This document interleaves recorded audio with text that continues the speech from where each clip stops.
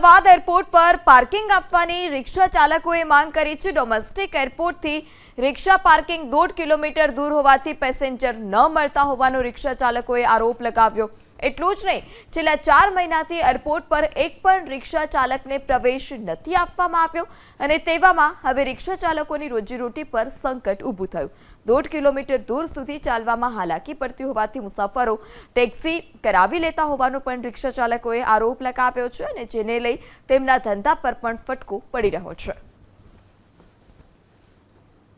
પણ અમે પહેલાં અંદર જ ધંધો કરતા હતા। આ અડાણી આવી એના પછી અમને એટલી તકલીફ પડવા માંડી ગઈ છે। અંદર ટેક્સી આપી છે તો અમારી માંગણી ફક્ત એ જ છે કે અમને બી રિક્ષા અંદર આપવામાં આવે, બરાબર છે। બીજી કોઈ અમારે એ નથી જોઈતું। અહીંયા બસ મૂકે છે પણ બસમાં પેસેન્જર આવતા જ નથી, કારણ કે બસ જે છે એ 20 થી 30 મિનિટમાં આવે છે, એટલે એ પેસેન્જર ચાલતા આવે છે બહાર અને ત્યાંથી એ લોકો લઈ જાય છે।